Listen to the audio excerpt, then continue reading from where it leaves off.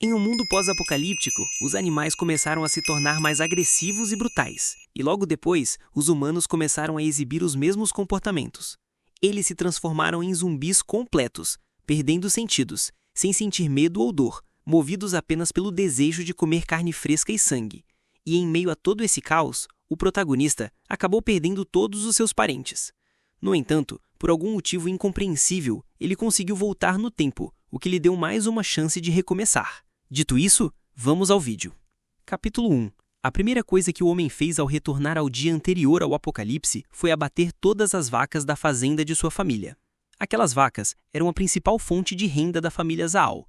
Os vizinhos que viram ficaram chocados, cochichando que ele havia enlouquecido. Sua ex-namorada estava por perto, zombando dele, dizendo que mesmo que ele conseguisse vender todas aquelas vacas, ela ainda não se casaria com ele. Além disso, ela já havia encontrado um namorado rico para assumir. Antes que ela pudesse terminar, Zu disparou. Não me faça perder tempo, tenho vacas para matar. Foi então que os pais de Zaal apareceram.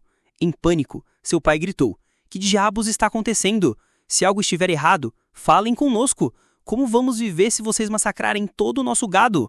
No momento em que Zaal ouviu a voz do pai, ele congelou.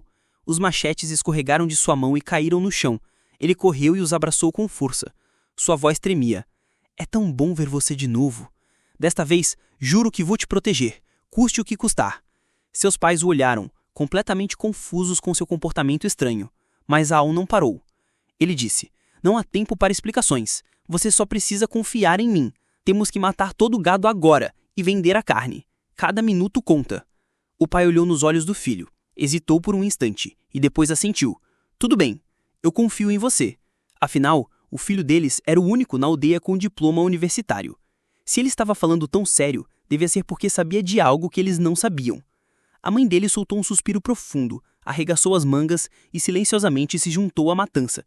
Os espectadores olharam incrédulos. A família inteira enlouqueceu, não é? Zaal olhou a hora. Faltavam apenas algumas horas para o tudo desmoronar. Ele se virou para a multidão e gritou: Preciso de 3 caras para me ajudar a abater o gado. $800 por cada um. Os homens ociosos por perto se animaram imediatamente, empurrando e gritando para reivindicar o dinheiro rápido. Zaal ligou para o açougueiro local e vendeu toda a carne pela metade do preço, com uma condição: somente em dinheiro e rápido. Seus pais assistiram em silêncio, desolados enquanto as vacas que haviam criado por anos se transformavam em carne e dinheiro em apenas algumas horas. Mas Zaal não parou para explicar. Enfiou o dinheiro no bolso e disse: Preciso ir à cidade. Antes de sair, olhou para trás e disse com firmeza: Fiquem dentro de casa. Não importa o que ouçam, não abram o portão. Espere por mim. Então ele pulou na caminhonete e acelerou pela estrada de terra. Zaal então disse que faltavam 2 horas para o apocalipse começar. Primeiro, os animais se tornariam selvagens e atacariam qualquer coisa que vissem, e depois disso, os humanos começariam a apresentar os mesmos sintomas. Além disso, qualquer um que fosse ferido ou mordido por um zumbi acabaria se transformando em um também. Depois de um mês, metade do mundo seria infectada, e em um ano, restariam apenas alguns milhões de sobreviventes. Em sua vida passada, ele havia perdido sua família naquele desastre repentino. Mas mesmo sem saber o motivo de sua reencarnação, não permitiria que isso acontecesse novamente. Então comprou tudo o que pode encontrar para se defender. Então, passou na farmácia e esvaziou todos os seus suprimentos de emergência das prateleiras. Mas uma coisa ainda faltava. Mais do que tudo, Zaal precisava de pólvora. Ele sabia que no início do apocalipse, aqueles com poder de fogo teriam o controle. Pegou o restante do dinheiro e foi a uma farmácia, que aparentemente vendia fogos de artifício, mas, de portas fechadas, vendia pólvora ilegal. O problema: o dono era ninguém menos que Lindy, o cara que roubou sua namorada. Zaal entrou na enxagaz e jogou o dinheiro no balcão. Lindy ergueu uma sobrancelha e riu. Olha só quem voltou. Ainda está afim daquela garota? Zaal nem piscou. Estou aqui para negócios. Quanta pólvora lhe resta? Quero toda ela. O sorriso de Lindy desapareceu. Seu tom de voz mudou. Agora somos supostos negócios. Não lidamos com nada ilegal. Zaal deu um lado e sorriso. Tem certeza disso? Porque ano passado uma mulher de casaco azul apareceu perto da montanha lá atrás. Quer que eu a desenterre e pergunte o que está acontecendo realmente aqui? O rosto de Lindy palideceu, gotas de suor se formando em sua testa. Após um longo silêncio, ele se virou para a mulher ao seu lado. Foi Lindy quem disse: Leve-o ao armazém. Depois que Zu saiu, Lindice recostou e soltou uma risada fria. Então alguém realmente sabe do nosso segredinho. Seus olhos se estreitaram de malícia. Nesse caso, eu acho que ele não vai durar muito tempo. Zal voltou para casa com os suprimentos e rapidamente chamou seu irmão mais velho para ajudar a descarregar. Mas ele trouxe más notícias. A irmã mais nova, que estudava na cidade, ainda não havia retornado. Zal congelou. Na vida anterior, ela já estaria em casa. Será que suas primeiras ações teriam desencadeado um efeito borboleta? Faltavam apenas 30 minutos para o surto começar. Sem dizer mais nada, ele pulou de volta na caminhonete e acelerou em direção à cidade. Não saiu de casa. Ele gritou enquanto partia. Não importa o que ouçam, não abram o portão até eu voltar. Os pneus cantaram enquanto ele acelerava em direção à escola. Ele sabia que a maioria das infecções no primeiro dia começava com animais, mas as escolas estavam lotadas, e assim que o vírus atingisse, o caos se ia instalar. De repente, o caminhão deu um solavanco violento, como se tivesse atropelado alguma coisa. Zoom freou bruscamente e saltou para verificar. Um cão mutante jazia no chão, contorcendo-se de dor. Olhos vermelhos de sangue, presas pingando uma gosma preta espessa. O surto já havia começado. Enquanto isso, a notícia de que Zal tinha abatido o gado já havia viralizado. Na escola primária Kanshan, sua irmã mais nova, Zuing, foi imediatamente apelidada de aberração da escola. Na sala de aula, Xiaoya rebugiu inquieto. Ficou mais ousada a cada palavra. Acenando com o celular, ela zombou. Sua família inteira é louca. Seu irmão da faculdade matou todas as vacas só para se casar com uma caipira. Patético. Zwing Blohast bateu a mesa com força e fez o celular de Xiaoya voar longe de sua mão. Nesse momento, a professora entrou, viu a bagunça e silenciosamente confiscou o celular. Depois da aula, enquanto Zwing limpava a sala, Xiaoya a emboscou, a jogou no chão e pegou um estilete. Você quebrou meu celular. Sua aberração. Agora você vai pagar. Mas antes que ela pudesse fazer alguma coisa, seu corpo começou a convulsionar violentamente. Um jato de sangue negro jorrou de sua boca e ela caiu no chão, engasgando e vomitando incontrolavelmente. Zwing gritou e correu pelo corredor em pânico. A escola inteira já estava mergulhada no caos. Gritos de dor, pedidos de socorro e sons de puro horror ecoavam por todos os corredores. Zwing mal teve tempo de processar o que estava acontecendo. Um colega zumbificado, com olhos esbugalhados e a boca rasgada, investiu contra ela. Ela caiu no chão paralisada de medo. O zumbi errou o golpe e caiu no chão, com um baque nauseante. Naquele momento, Xiaoya saiu da sala de aula completamente transformada. Seu corpo estava todo contorcido de forma anormal, com um sorriso grotesco estampado no rosto. Ela gritou e avançou direto em direção a Zwing. Mas pouco antes do impacto, Zu chegou a tempo e desferiu um chute voador que lançou Xiaoya pelo corredor, atravessando uma janela. O outro zumbi se levantou e Zan não hesitou. Ele sacou sua lâmina curta em um movimento rápido. A cabeça do zumbi repicou no chão, antes do corpo.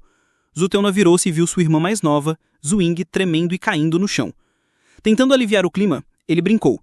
Ah, querida, podia ouvir você gritando da cidade vizinha. Em outro momento, eles estavam num carro e viram um zumbi devorando uma mulher, mas sem pensar muito, o protagonista imediatamente atropelou o zumbi. Zwing forçou um sorriso tremido e disse: Isso foi intenso. Temos certeza que não estamos em um filme de horror? Draça. Zu olhou para ela e viu através da fachada. Ele falou calmamente: Não tem problema chorar, não é? O mundo mudou e teremos que aprender a viver com isso. Mamãe, papai e nosso irmão mais velho estão em casa e seguros. Zwing conseguiu dar um leve sorriso, mas de volta à aldeia, sobre a ilusão de paz, o perigo já estava se formando. Quando chegaram e confirmaram que todos estavam bem, Zal assentiu. Preciso encontrar alguém, disse ele baixinho. Sua mãe começou a protestar, mas Zwing interveio. Deixe-o ir, ela disse com uma voz calma e firme. A garota que acabava de correr para salvar sua própria vida, agora via tudo com clareza. Seu irmão não era mais o mesmo homem de antes. Zu sentiu algo despertar dentro de si, um poder estranho e pulsante emergindo do caos interior. Era bruto, indomável, mas cheio de potencial. Seus pensamentos se voltaram para uma figura de uma vida passada. Um guerreiro solitário que se movia entre hordas de zumbis. Se ele pudesse encontrar este homem nesta vida, seria um aliado valioso. Enquanto isso, no prédio do comitê da aldeia, Xiao Xie estava encostada na porta com toda a sua força. Ela ainda acreditava que os aldeões estavam apenas em pânico, sem entender a gravidade da ameaça. uma grande mão cinza azulada de repente atravessou a porta de madeira. Segundos depois, zumbis cobertos de sangue invadiram a casa, rosnando e arranhando. Os oficiais da aldeia ficaram paralisados de medo, completamente subjugados. Quando tudo parecia perdido, a janela se estilhaçou e Zou pulou para dentro, sua lâmina brilhando em um borrão de movimento. Os zumbis caíram um por um. Ele correu até Xiao Xie, segurou seu rosto delicadamente e verificou se havia algum sinal de infecção. Só quando não viu mais sangue nem marcas de mordidas, ele suspirou aliviado. Aquela era a mulher que, em sua vida passada, fora fria, autoritária e quase intocável. Mas agora ela parecia frágil, quase humana. Naquele momento, o homem de óculos gritou: "Por que você os matou? Eles eram nossos vizinhos, pessoas com quem convivemos por anos." Zou respirou fundo, tentando manter a calma. Eles não são mais humanos. Uma mordida ou mesmo uma gota de sangue infectado é tudo o que precisamos. Eles são zumbis agora. O homem ajeitou os óculos, a voz zumbindo. Zumbis? Era o velho Zhang. Ele só estava procurando pela neta desaparecida. Devíamos chamar a polícia. Deixe as autoridades cuidarem disso. Naquele momento, Lin Jin saiu da sala dos fundos, batendo palmas lentamente e sorrindo presuntuosamente. Nossa, o herói chegou, hein? O que vem a seguir? Vai dizer que o governo está por trás de tudo? Ele zombou. Zumbis? Vamos lá, vocês assistiram a filmes demais. O tom de zombaria alimentou o pânico e a raiva. Alguns começaram a gritar que Zou deveria ser amarrado e entregue à polícia. Quando o caos estava prestes a explodir, Xiao Xie deu um passo à frente e gritou: Chega! Zou acabou de salvar nossas vidas. Acreditem no que quiserem. Mas aqueles aldeões não estavam mais agindo como humanos.